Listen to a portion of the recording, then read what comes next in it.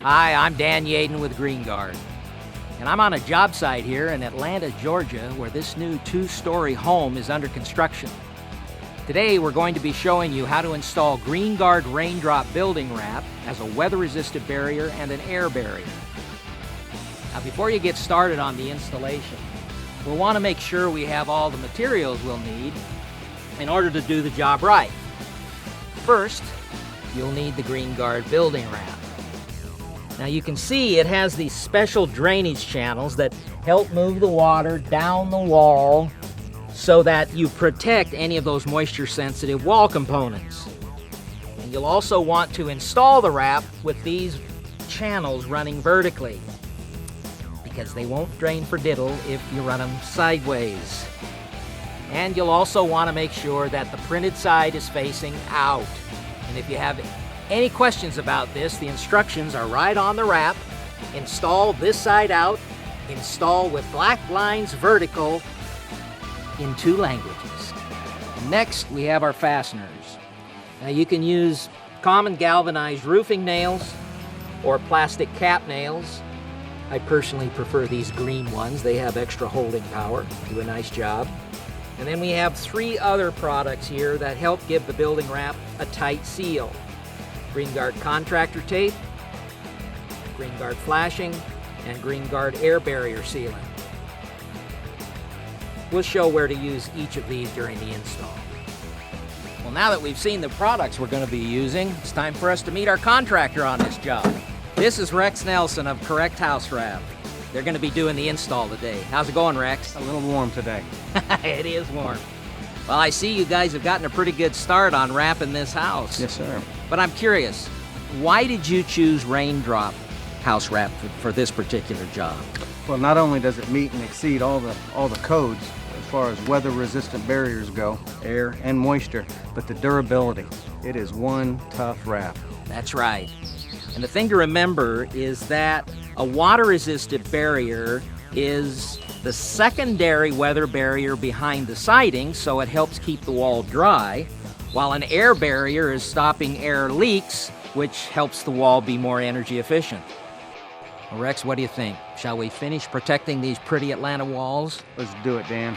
All right.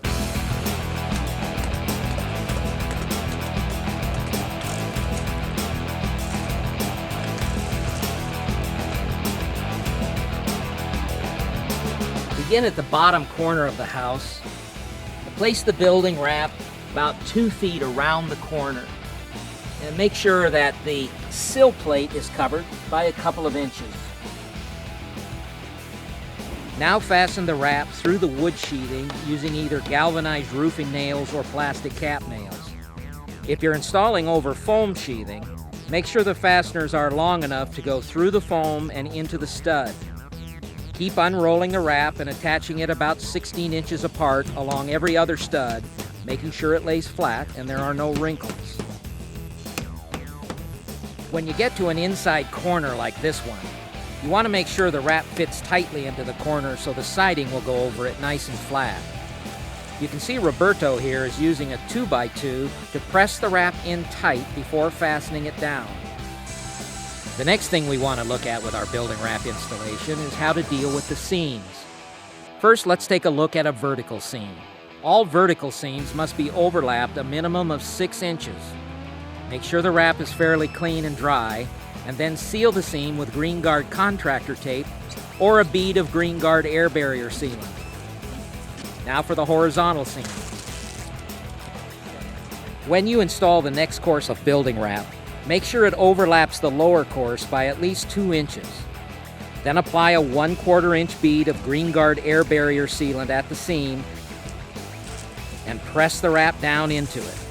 The same can be done to seal the wrap at the very top and bottom of the wall.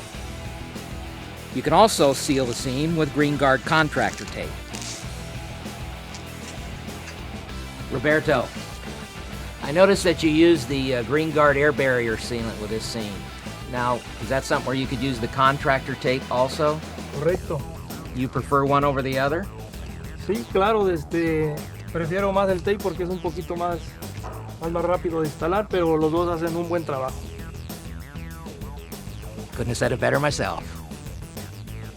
Now, even if you're being extra careful with your installation, occasionally the wrap may get damaged. But don't worry, it's easy to fix it and keep going. If you get a small hole or a tear in the wrap, you can just repair it with a piece of contractor tape. Shoot, even I can repair this tear.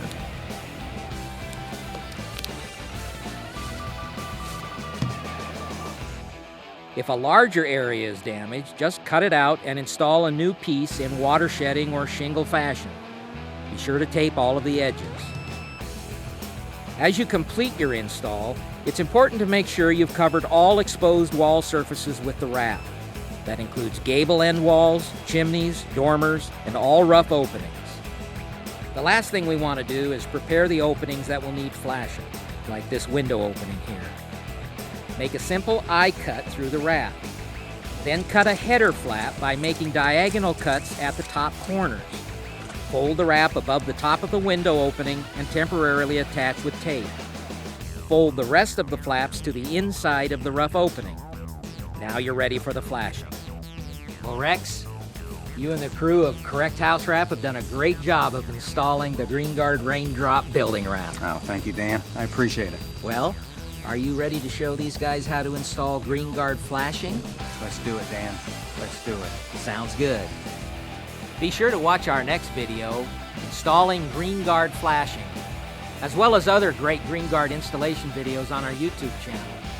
And for complete instructions on our building wraps, visit www.green-guard.com.